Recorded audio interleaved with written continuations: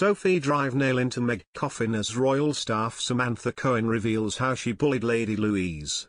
The Duchess of Sussex shouted at a former staffer who she and Prince Harry treated harshly, it has been claimed. Author Valentine Lowe spoke about the alleged incident during a podcast promoting his new book, Courtiers, The Hidden Power Behind the Crown. The royal correspondent for The Times says Prince Harry had a good working relationship with Australian-born Samantha Cohen before Meghan came along. But that relationship soon deteriorated when Cohen began working as the couple's private secretary. Cohen had been asked to move across to the Sussex's office, leaving her post at Buckingham Palace where she had previously been stationed as the late Queen Elizabeth's assistant private secretary. When she started, Harry knew her well, and liked her and she liked Harry, Lowe told Palace Confidential. Sam is an incredible problem solver, she's a candy personality and she just found it really difficult. Cohen was said to have been handpicked by the Queen to help Meghan adjust to royal life.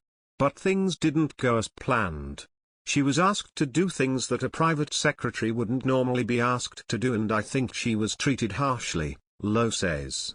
She was shouted at by Meghan. She was said to have said that dealing with them was like dealing with a couple of teenagers. Lowe writes about the unrest between the Duke and Duchess of Sussex and their staff in his book, with the Australian tour in 2018 being a particularly unhappy occasion.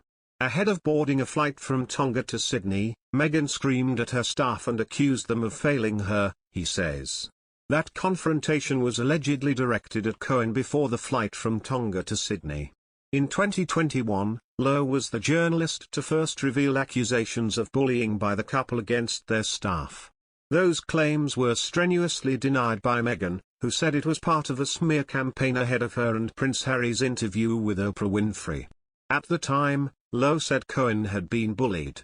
Writing in The Times, Lowe quoted a source as saying of Cohen, "They treated her terribly. Nothing was ever good enough. It was, she doesn't understand, she's failing." In fact, the source said, Cohen was a saint and the best organizer of royal tours they had known. Lowe added, lawyers for the Duke and Duchess said they remained close to Cohen and grateful for her support and dedication, acknowledging that she had come out of retirement to work closely with them at a busy time. They deny bullying her.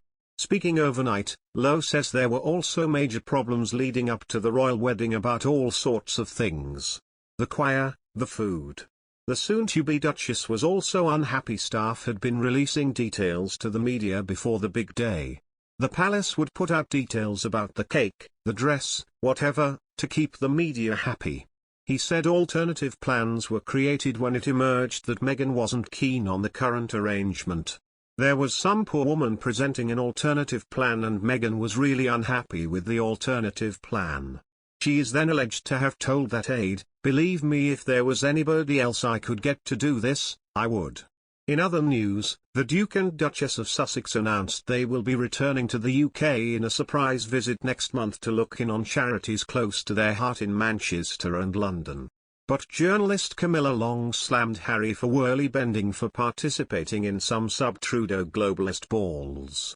Comparing the Duke to his younger cousin, Ms. Long said Lady Louise is a true royal rebel unlike Harry and Meghan. The couple stood down as senior royals in March 2020 where they were stripped of their royal patronages and honorary military titles. They then relocated across the pond to Montecito in Santa Barbara where they now live with their two children Archie, 3, and Lilibet who turned 1 during the Platinum Jubilee celebrations.